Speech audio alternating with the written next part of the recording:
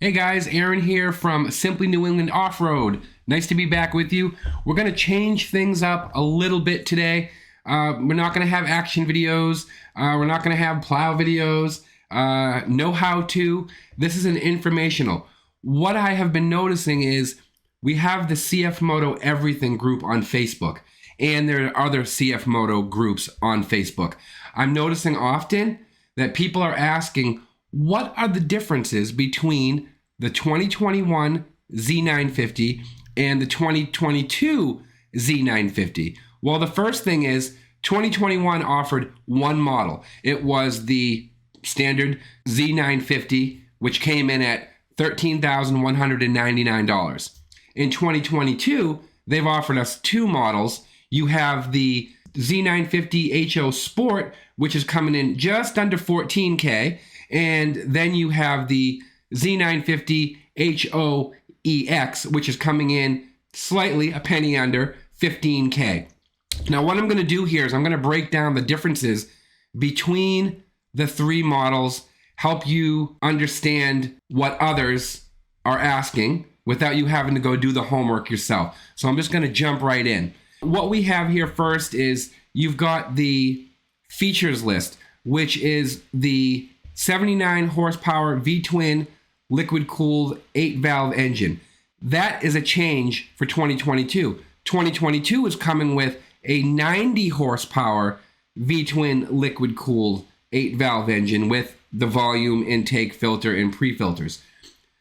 As far as the differences between the HO and the HOEX on that front, both the same, 90 horsepower. Now we go down to the frame, there is no difference between the frames on all three models. Nothing there has changed. The AA arm front suspension, still the same, all fully adjustable with gas shocks, all with 11 inches of travel. Nothing changed there.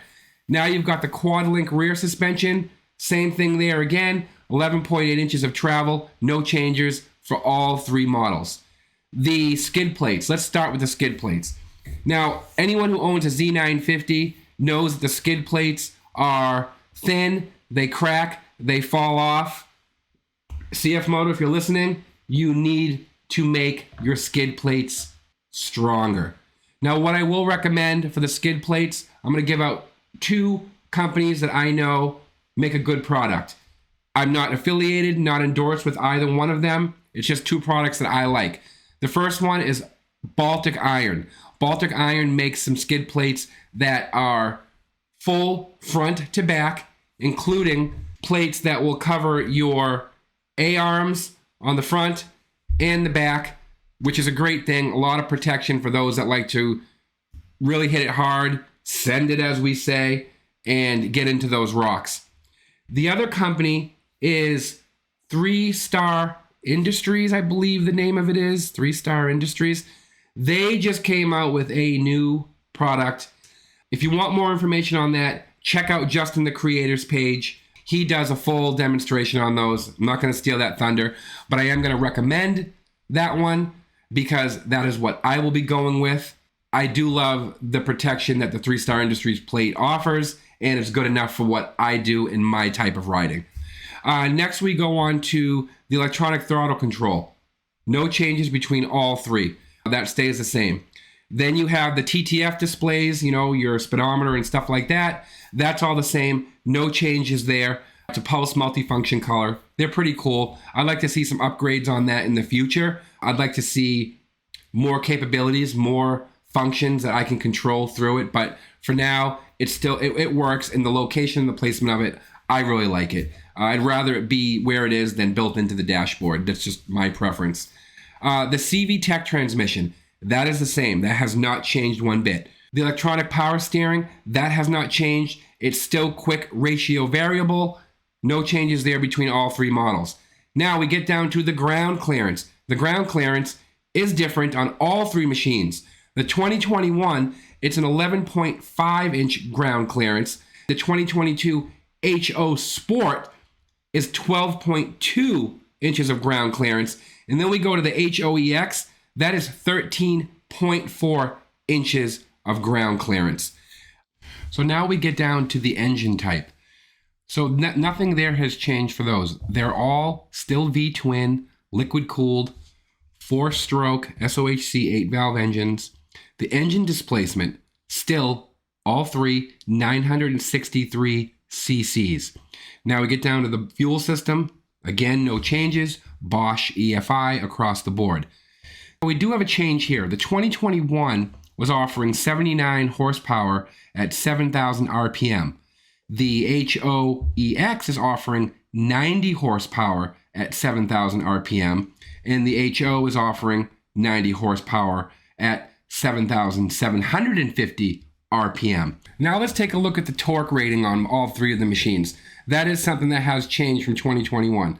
In 2021, the Z-Force offered 60 foot-pounds at 6,200 RPMs, where this year, the two different models, you have the HO Sport, which is running 64 foot-pounds at 6,750 RPM, where the HOEX is running 60 foot-pounds at 6,200 RPMs.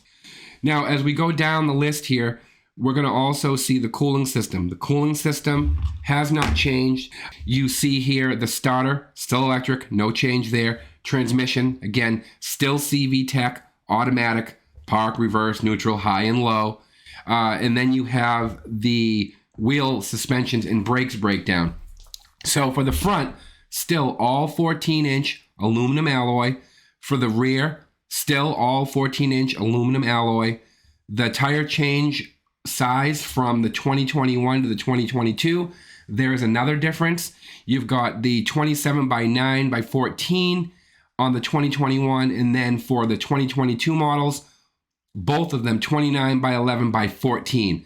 So, sorry, 29 by 11, 14 is on the HOEX, and the HO is 27 by 11 by 14. Again, the higher price one, the HOEX, they are offering you a larger tire. The step-down model, whether it be 21 or 22, tires are the same exact size. Next, we go to the suspension. Double A-arm, independent, hasn't changed. Now, here is an addition that is different from the 2021 to both 2022s. You have this year, the rims are bead-locked on both models of 2022. So that is something that you can definitely look forward to as far as strength and cosmetics. It just looks nicer. The Quadrolink trailing arm independent, which is for the suspension in the rear, that is still all of the same. The shock absorbers across the board, all rebound adjustable, no changes there. So let's just move down here a little bit more. I'm not going to go through every single line with you because some of it just, you don't need it and it's obvious of what's going on. But we'll go with this. The brakes, still hydraulic. Now your dimensions are still 118. Your width. Now for your 2021, you have a 60-inch width. For your 2022 HO, you have a 60-inch width. For the HOEX, you have a 64-inch width. That's going to give you more stability. The issue I'm seeing with this, at least where I am in New Hampshire, that 64 inches, that additional 4 inches, could put you to the place where you're not allowed on certain trails. So definitely before you go out with the 64-inch, check your local rules, check the trails that you're about to go on. You might be over the limit. So that's something to think about. Your height, still 71. Your wheelbase is still 90 inches. Curb weight has not changed. So even with some of the additions, however they've managed to do this with the bigger tires or whatnot, they're still all going to come at 1,400 pounds.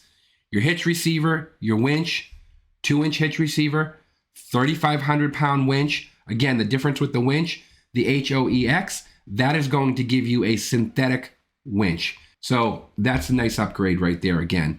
CFMOTO just continues to pack these things with features.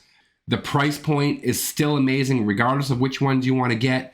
I mean, for $1,000 more, if you're going to go with the 2022, you see here, you're definitely getting extra for that $1,000.